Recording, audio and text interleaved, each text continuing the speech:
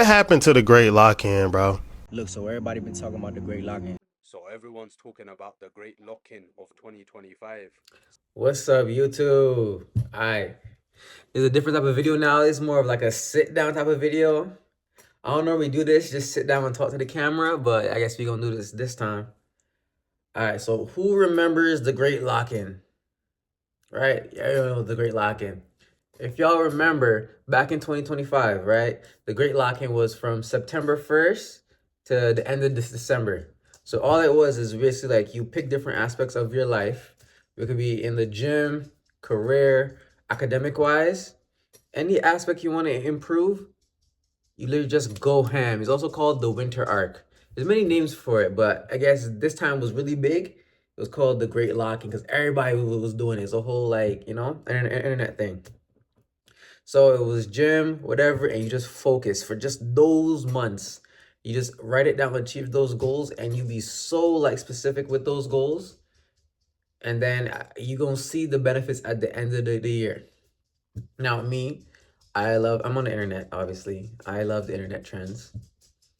I wanted to, for my great lock-in, the things that I wanted to do, I wanted to improve my academics. You know, I'm in communications. I'm a communications major. I'm taking a whole bunch of different classes. So my thing is, I'm also taking much more classes than usual, actually. Normally, I take like 2 to 3 classes a semester. I decided that I want to take on more of that to speed up my graduation process. So, improve my academics. I want to basically find my passion, what I'm passionate about within the realms of communication. And I also want to, you know, get my side hustle on, you know, get something going. And I wanted to get a car. Yeah, see, I've been here for 2 years now. The first year Edmonton, I didn't have a car because I just moved here. My poor car. When I used to live in Toronto, I had this Chevy. When we moved, I gave up this Chevy, and I was, you know, just taking pause. Pause, yo, pause. I was taking transit. I was taking transit because I didn't have my car. And I said, you know what? I've been here a year. I want to save up some money and buy myself a car. That vlog is still coming too. I know I said that I was gonna do a car vlog. I have it. It's there. It's there. I'm gonna reveal it to you. Just in due time. A lot of stuff happened, but yeah, I promise you, it's coming. It's coming. It's coming. But anyways. So those are the aspects I wanted to improve in life. And I wanted to get more serious with content creation. So, hence the YouTube. So for those of you who don't know me, this is going to be, guess, my introduction into what I am, you know, outside of what you just see on social media. What I do in my personal life, because I really don't post my personal life on social media at all. Like, I got a lot of stuff going on that I don't even talk about for real. But I guess it's kind of like that intro to that. I'm going to be highlighting some of my big wins during the Great Lock-in, and also some of my major losses during the Great Lock-in, because there were some losses. And yeah, let's get into it. All right, so number one of my biggest wins is the clothing brand that I was working with. On my channel right now, I uploaded 2 vlogs of me just being a model for the clothing brand. It's free will. The website's still up. They have just dropped some new clothes, actually, just very recently. Still go and check them out. I was lucky enough to take over their social media marketing for their TikTok. And I also was a model, if you watched the vlogs. So yeah, for the clothing brand, I wasn't just simply a model. Actually, I was the marketing director. So my role, I took on basically all roles that I could, you know, take on, basically. I found the models. It was a search for the cameraman, found the location, scouted the locations, thought of, like, you know, the brand image and the brand look. You know, that was also partially me working with the actual team. That really cemented me in what I actually want to do with my career and just moving forward. Just being able to do stuff like that was crazy fun. Crazy fun. Just, you know, now my phone's full of models and, you know, all this cool stuff now. But yeah, it did actually started way back in February 2025. I got a call because it was set up through a family friend. I got a call saying that they wanted to work with me in the marketing side of things. I was like, okay, awesome, awesome. Here's where things kind of went left, right?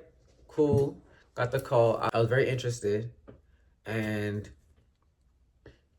it was just like all hands on deck, basically. I wanted to be everything. I wanted to be the cameraman. I wanted to, because I have those skills, and so I was finding the models. And finding the models, apparently a lot of models, they did drop out because it was from February to when we actually launched. It was sometime in November. And from that time, some models dropped out. The biggest hassle was actually finding replacements for the models. Especially it was situations where they had clothes and they had ordered clothes for specific models. But then those specific models had dropped out. So we had to find a model that matched their body type to replace them. Anyways, I'm skilled, I'm talented, I'm resourceful, and I did not give up. We kept going, we recouped. We found the models eventually. The actual first video shoot, which I'm gonna just insert some clips from the vlog. The video shoot, I was lucky enough to actually get access to the room. I talked to the head of the department at my university, and I was able. So originally, right, he didn't want to give me access to the room because I didn't know how to use the equipment, and it isn't just for everyone to use. So what I did, now see what I did, right? I got access to the design, was it a Discord? Yeah, design Discord, and I put in a message asking anyone if they wanna be a cameraman, if they wanna do some get paid, that way they can give me access to the room. They get money too on their end, and I work my way in that way, and technically I didn't do anything wrong. Technically not. So we did that. We got in. We took our photos. They came out nice. The next issue though was locations. Finding the locations, it wasn't too hard. It's just with the limited amount of time we had, bouncing from location to location to location all over Edmonton was the biggest thing. It didn't go as smooth as I had planned. In the actual vlog, in vlog part 1, we were only able to do was it part 1 or part 2? In vlog part 2, right, we hit up 2 main locations with everyone, with the whole entire group. If you go back and watch the vlog, there were supposed to be more locations, but due to time, we had to cut it short. And me being resourceful, I didn't want to, not necessarily half do it, but I know that it could have been, a little bit more bulkier, the content that could have been taken out of that day. So I took it upon myself to be resourceful, and I found a secondary location. That's the location that we went to in the vlog. And, I filmed some content for it. They liked it, and they put it up on their Instagram, their TikTok, and, that went well. Some major takeaways from that, though, is that I definitely got better skills in networking, for sure, and working as a team. So normally I do a lot of things solo. Working as a team, building those team building skills are definitely crucial, especially going into communications, because you will be a part of a team and you will have to answer to other people above you. Being able to communicate and cooperate with other people is an asset that I'm definitely gonna need to improve on, as a definitely good skill to have. Networking as well in communications, I learned that this industry is big and vast, but it's about who you know. At the end of the day, you can have all the skills in the world. If no one knows you exist, or you don't, if you can't actually make those connections. Can y'all hear my dog? If you can't make those connections, you're really not gonna get to where you want to be. All right, my next major win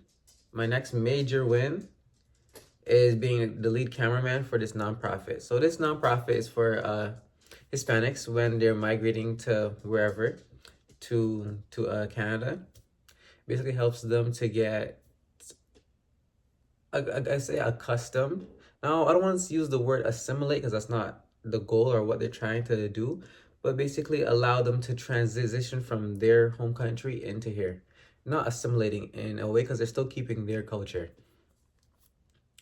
I was contacted. Actually, this started in the summer. I was doing a summer class in videography, and at the end of the class, there was a work opportunity. Now, at the time, this was, I believe, August 2025. I wasn't so confident in my skills with the camera because I never really used a professional camera before, and I just learned how to do it literally in that class. And just having that opportunity to just, actually get work and be paid for it was very intimidating because I didn't think I was good enough, honestly. But, I said, you know what? I really could use the money.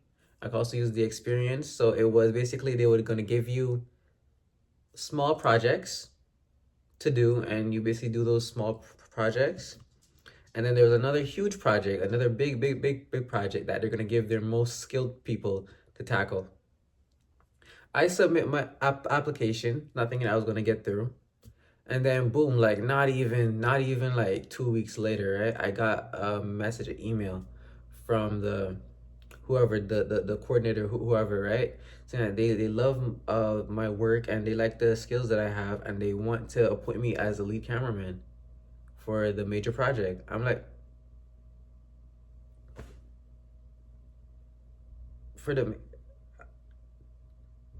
yo, if you believe in me, I believe in me, because I honestly didn't think I was gonna get it. But her believing in me gave me the confidence that I need to say, you know what, let's do this. I'm about to tackle this. I'm about to, So from September, because it was in August and I got it in, I got things going in September. So from September to actually ended like January 31st. So not necessarily in the great lock-in time, a little bit over, but still. All I was doing was filming and editing. That taught me another huge skill that you cannot miss is time management. Since I was a lead cameraman, I had to make sure that I was on top of my stuff and other people were on top of their stuff as well. So apart from learning as I go, because I still, I'm pretty new with the camera, I'm new with the different setups and whatnot. I was still learning as I go, but I had to learn to manage my time in terms of like editing, deadlines, and things like that. Actually, funny story is that the footage that we were taking, it got corrupted. I was gonna give it to someone else, and they're gonna color grade the footage. The footage got corrupted, and it was a situation where the deadline was literally in 1 week or 5 days, and there was no time to actually reshoot. And what I had to do, because I thought ahead, was that I was gonna subscribe to some stock footage. Oh my god. Okay, yes. So I was thinking ahead because I was emailing back and forth with the coordinator, and I was like, you know what? In the event we don't have enough footage, because my whole thing is that I want to have more than enough, so when it's time to edit, it's easier to just take away than have to scramble to add more. And I kind of, was thinking ahead, is in a situation where we actually cannot do that, I'm going to subscribe to some stock footage. And I was able to supplement the stock footage in with the footage that we actually took. I stayed up the whole night, in the entire day, just editing what I could. And I got it done. I was able to hand it over to the organization literally 2 hours before the event was going on. So they wanted this advertisement for their shareholders or their stockholders, right? And they wanted to present it at this gala that they were having. Now I wanted to go to this gala, but I couldn't actually attend the gala because I was editing, obviously. I was editing and I submitted, and by the time I submitted it, there was literally no time to do anything else. But the important thing is that I got it in the deadline. I got it by the time, I think it was like during November. So it was like, yeah, this was like November something. It taught me the keys of thinking ahead. Because if I didn't do that, I literally would have been in, you know, a deep, deep mess. And time management as well. Having the video done before the deadline, and having that open communication and feedback, so you know everyone's aware of what's going on, so things like that don't happen, right? It shouldn't be happening, right? Next major thing is I bought a car. Now I said in one of my vlogs that I was gonna do the car vlog. Yo, trust me, yo, the car vlog's coming. The car vlog is coming. It's on its way. I'm not gonna see, for the sake of it, I'm not gonna go too much. If you follow me on TikTok, you already know what type of car I got. If you know me in real life, you probably know what type of car I got. But it's gonna be a surprise because I'm still working on the video, and then some other stuff happened with the car during that time. So, but yeah, it's coming soon. I bought a car. And that's something that I wanted to do because after not having my Chevy for a year, being a pedestrian, I needed a car.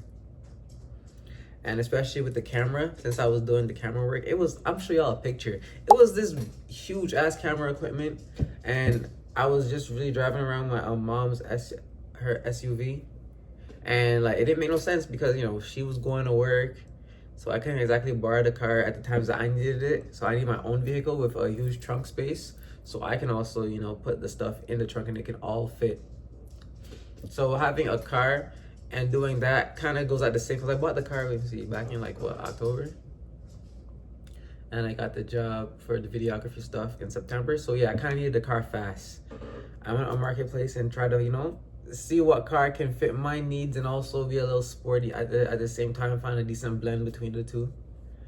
And I got my car. It taught me a whole bunch of lessons too with a car. Taught me about, damn, I'm talking too fast. It taught me about insurance. It also taught me that Alberta insurance is crazy. Like Albertans are like spending so much money on insurance. I got the highest in Canada. I've never seen that. That's wild. It made me not even want to do insurance. It's crazy. Like, it's a mock thing, but like yeah, y'all are paying way too much for insurance. But that's the biggest thing. Obviously, you can't ride around a car without insurance, so make sure you gotta get your insurance.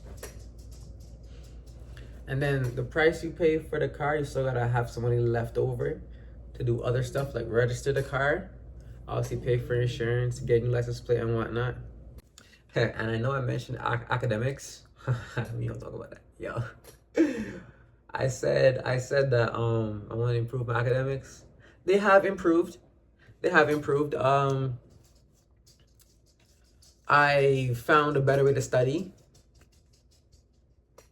I think the way how I was studying was I kind of just, because I don't take notes. I kind of just show up to class and just memorize everything in my head. What I did find works for me when I study though, that actually helped improve my grades a little bit, because it really just goes back to how you study and how you remember things, is that like there are some professors that post their slides, and there are some professors that post the test structure. So like what's going to be happening in the test. What I do now is that I take the slides and feed them into AI. If you don't like AI, that's your thing. You can also do it a different way if you want to do it manually. I guess take the slides, take the reading, whatever chapter that is on, screenshot it or whatever you need to do, and put it into AI. Take the test structure and put it into AI as well. Ask it to give you a mock exam and an answer sheet. And what you're gonna do is take your notes. You're gonna study, obviously. You're gonna study, you're gonna memorize, you're gonna reread your notes, you're gonna reread the readings. Then what you're gonna do is actually gonna do a test. Because what I find out that I learn better when I actually do things. Like you can be in a classroom talking to me for 4 hours, an hour, And it's not really gonna click until I actually do it myself. Give yourself a test and actually do the test. Do the test once, twice. Check the answer key. That's what I've been doing. Check the answer key. See how much questions you get right. See how much questions you get wrong. And then from there, you can see, okay, I realized that, yeah, for the essay questions on this topic, when they bring this up, I don't know what I'm talking about. I don't know what to say. Those are the areas you actually need to double down and study in. So it shows you what you're deficient in, and then you can make yourself competent. So you go ahead and go back and you study those things. Then you do the test one more time. And your grades should improve. Then you're gonna ask it to do another exam with completely different questions. Then you rinse and repeat until you can answer these questions with confidence. You can do it in your head. You don't need to rely on your notes.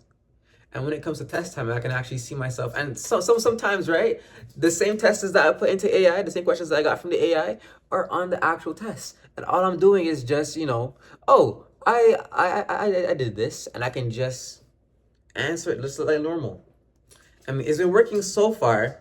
And other people have to study different ways. Some people study by just rereading their slides. That works if you're just recalling stuff from your memory.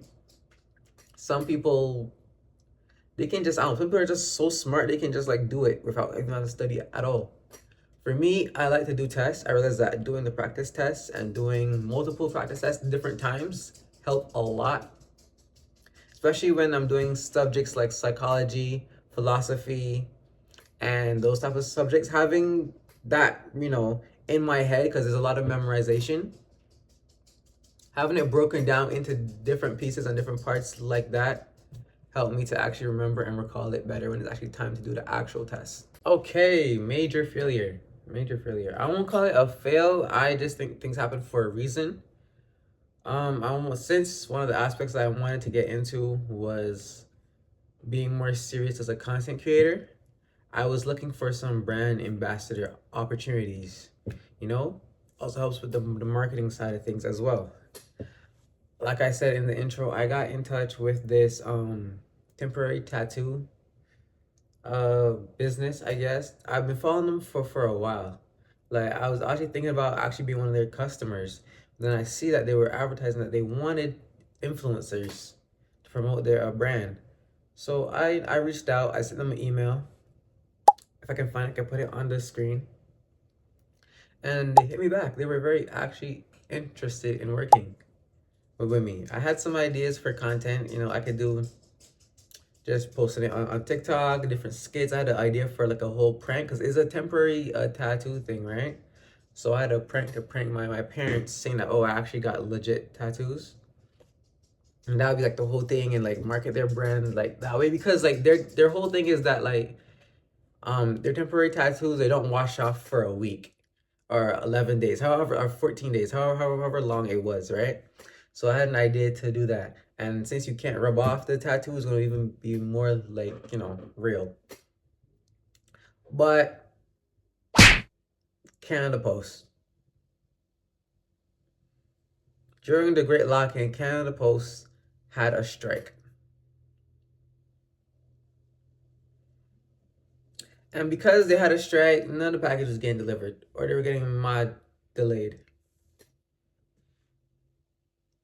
Once things actually started moving, and then I actually started talking to other people in the company, in the business, and I started,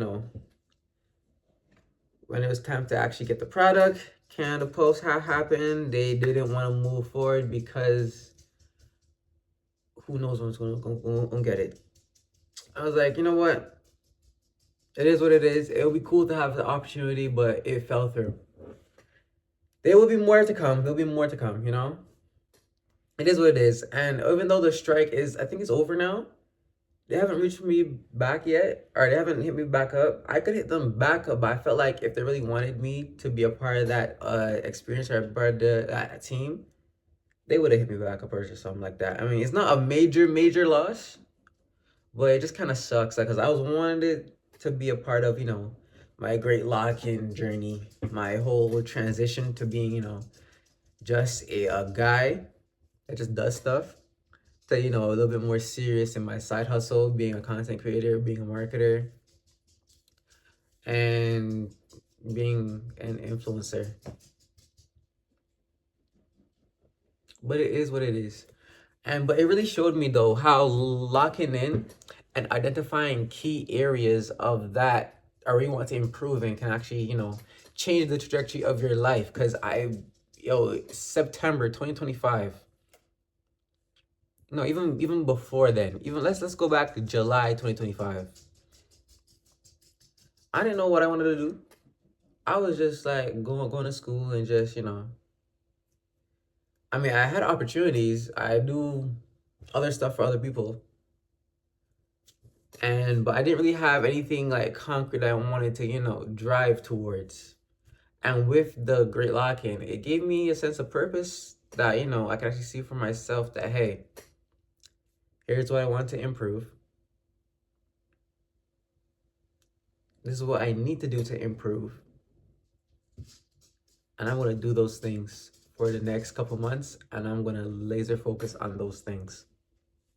One of the major things that I learned was that you actually need to put yourself in these opportunities.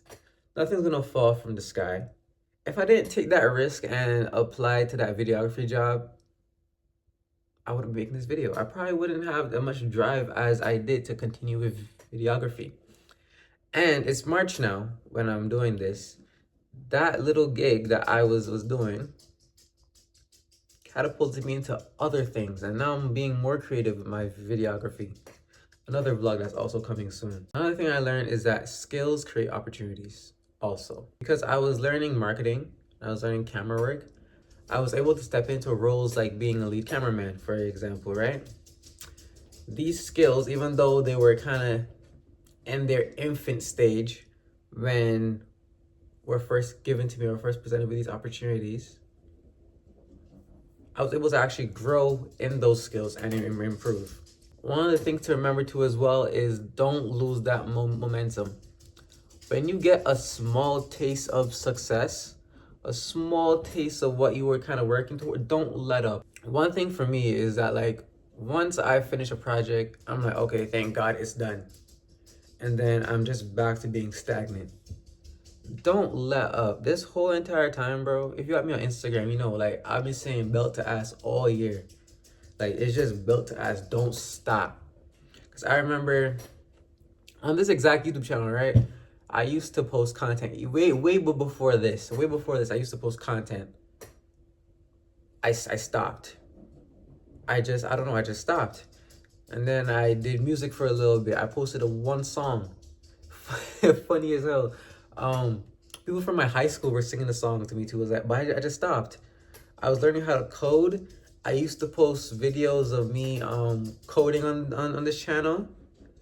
But then I just went stagnant. I saw some success for it. People started, you know, supporting me in that. You know, I was making it kind of like a name for myself.